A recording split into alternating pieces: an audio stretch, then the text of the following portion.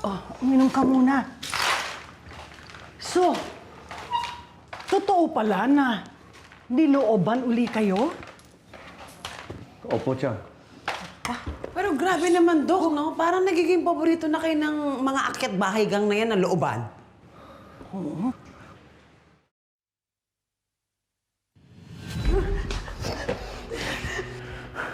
Ano to? Carlos, Binibidyo mo nangyari sa atin?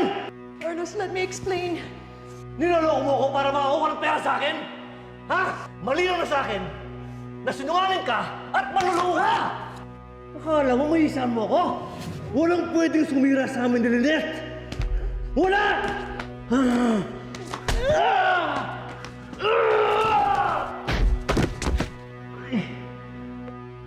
Erin! Erin! Erin! Erin! Erin, gising! Erin! Erin! Erin!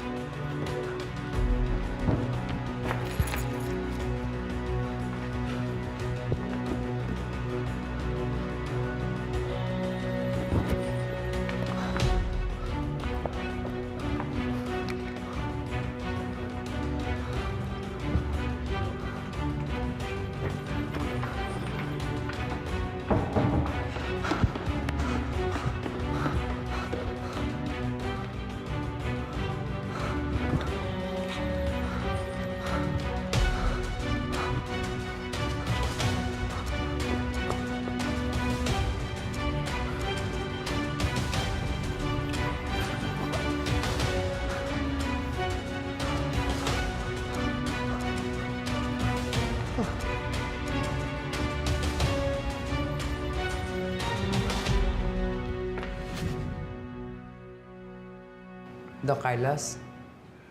Doc Carlos? Okay lang ho ba kayo? Okay lang ako. Ano ka ba, Diyosa? Tinatanong pa ba yun?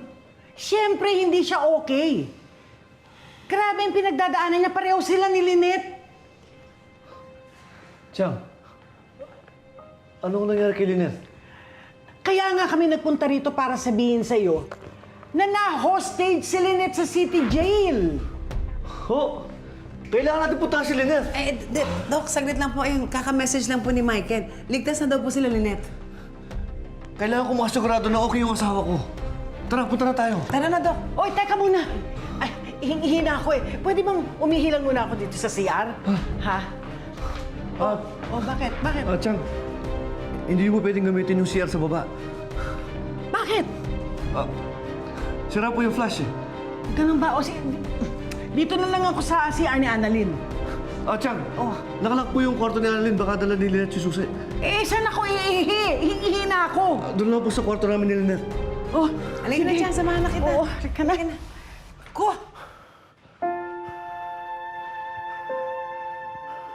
Sir, maraming salamat sa pag-rescue.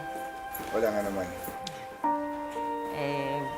Kung may maitutulong din kami sa inyo, magsabi lang kayo sa amin. Walang problema. Sige, sir, maraming salamat po. Let's go, boys. Warden, nasan po si Mami? Nakita niyo po ba siya? Huwag kang mag-alala. Ligtas ang mami mo. Talaga ho? Alam mo ba, malaki ang utang na loob namin sa kanya. Kung hindi dahil kay Moira, hindi matatapos tong hostage taking. Siya ang nagturo sa mga SWAT sa daanan papasok. Talaga ho? Nasaan po siya? Sige, doktora, maupo ho muna kayo. Mag-antay muna kayo dito. Sige po.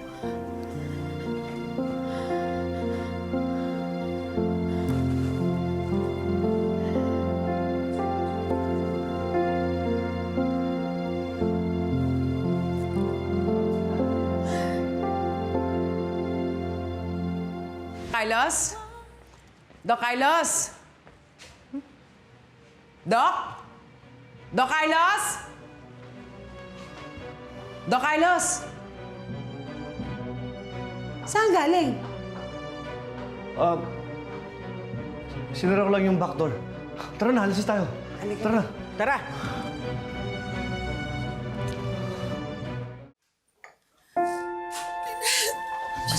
Tita.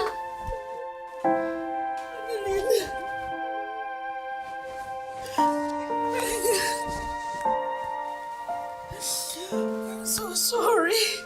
I'm so glad that you're all safe. Pero sorry for putting all of your lives at risk. Sorry. Don't think about it, Ate. The important thing is that we're all safe.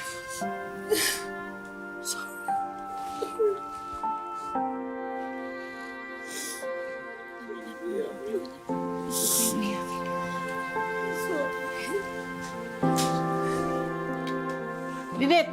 Lynette! Andito na si Carlos. Carlos.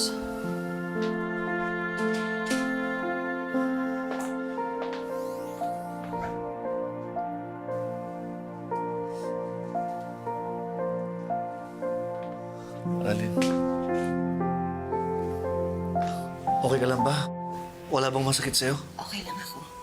Mabuti na lang naligtas kami kagad. Lynette, pasensya ka na ha.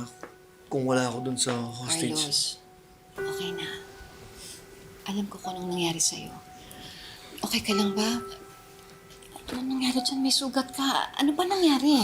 Lynette, okay lang ako. Importante, ligtas ka.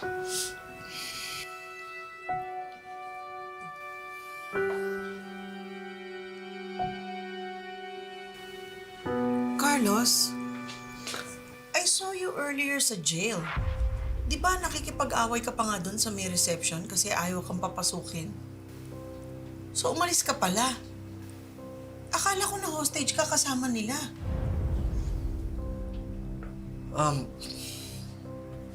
Kailangan ko bumalik sa bahay kasi may nakalimutan ako. Tapos pagdating ko sa bahay, nandun yung magnanakaw.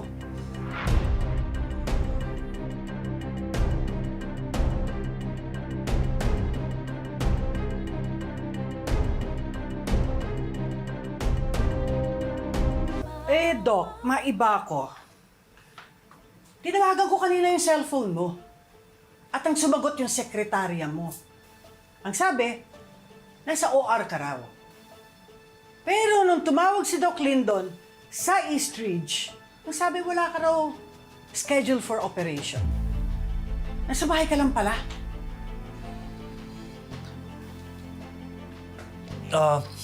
Tiyang, kasi... Teka lang, Carlos.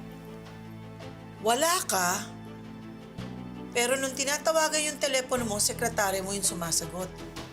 Don't tell me dinadala mo yung sekretary mo sa bahay. Ate, please.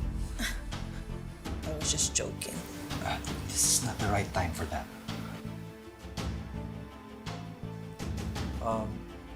Naiwan ko kasi yung cellphone ko sa office ko sa East Ridge. Baka naman nagkamali lang yung secretary ni Doc Carlos. She thought na may scheduled operation siya. Well, I hope he's telling the truth. Giselle, nagsasabi ko ng totoo. Oh, chill!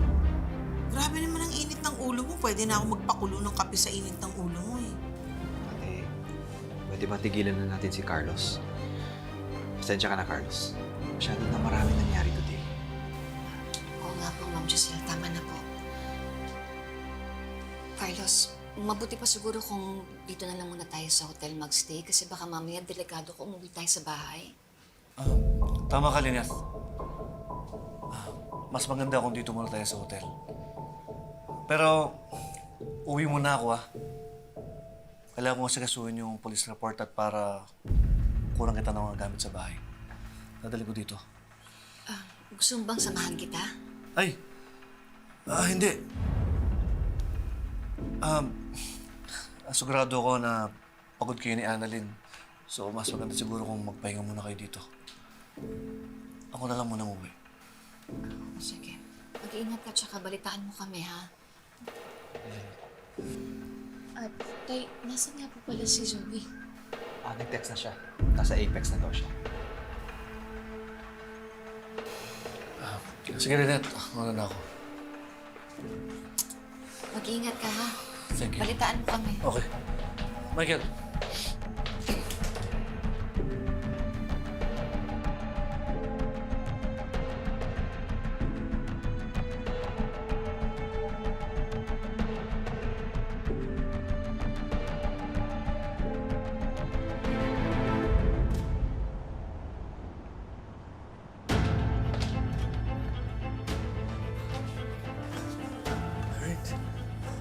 Alright.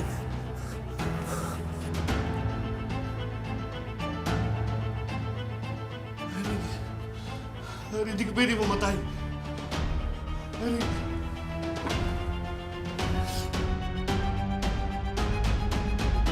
Harry! Hindi ka pwede mamatay.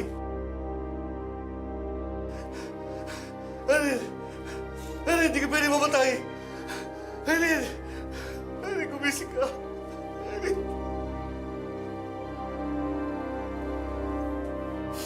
Harry! Patawarin mo ako, Harry. Hindi ko intensyon na patayin ka. Nagawa ko lang saktan ka dahil sinisira mo ang buhay ko. Pilit mong kinukuha ang taong importante sa akin. Hindi ko hayaan yun. Irene, doktor ako. Nagliligtas ako ng buhay. Hindi yung pumapatay ng tao, Irene. Hindi ko ganoon. Hindi ko ganito. Tawarin mo ako.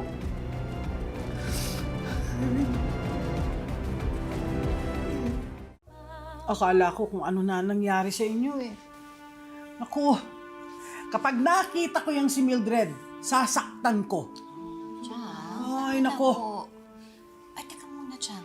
Nasaan mo pala si Diyosa? Kumuha lang ng damit sa bahay sandali. Darating yun maya-maya.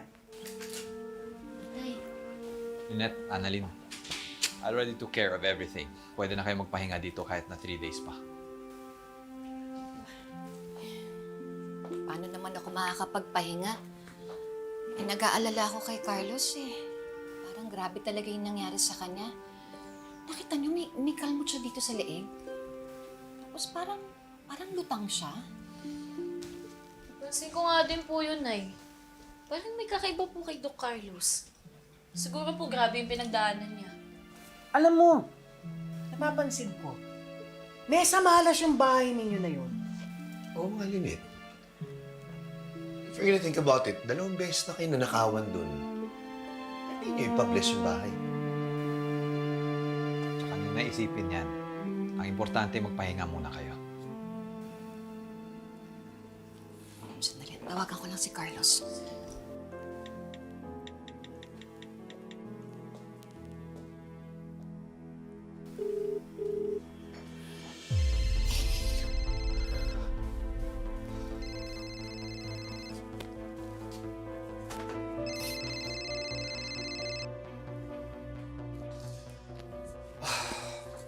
Hello, Lynette. Carlos, mabuti naman nakuha mo na yung cellphone mo. Oo, pinahatid ko sa sekretary dito sa bahay. Ikaw, kamusta ka? Naka-file ka ba ng police report? Oo, tapos na. Kumuha lang ako ng gamit natin dito sa bahay para dalhin ko siya. Oo nga pala, Carlos, kasi nag-aalala ako sa'yo eh. Kaya pinapunta ko si Harry dyan. Ha? Huwag mo na papuntahin. Carlos, okay na. Papunta na dyan si Harry. Baka nga malapit na yan eh. Antayin mo na lang, ha? O sige, bye-bye.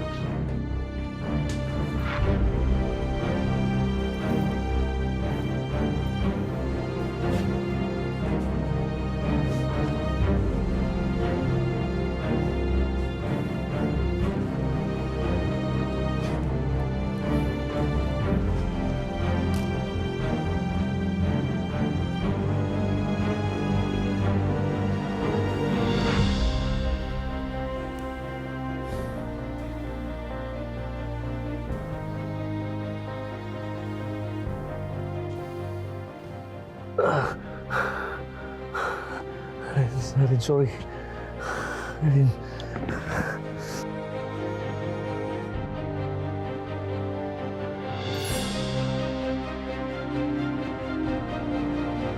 Sorry.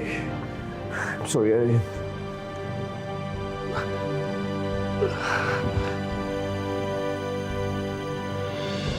Dad! Hari. Ang ginagawa mo dito? Dad, I heard what happened. Sabi ni Tita Lynette sa akin to check on you. Ano, kamusta? Do you need help? Hari, okay lang ako. Dapat hindi ka na pumunta rito. Sinabi ko naman kay Tita Lynette mo na kaya ko na sarili ko. Dad, siyempre nag-aalala pa din ako sa'yo.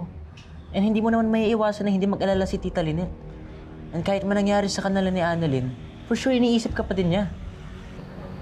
Salamat sa pupunta, Hari. Pero paalis na rin ako. Pupunta ako sa hotel. Sige, Dad. Sasabihin na ako sa'yo. Ha? Dad, di ako nagdala ng kotse. Nag-taxi lang ako papunta dito. Okay lang ba? Sige. Sabi ka na sa akin. Dad. What's that? Bakit may carpet dyan?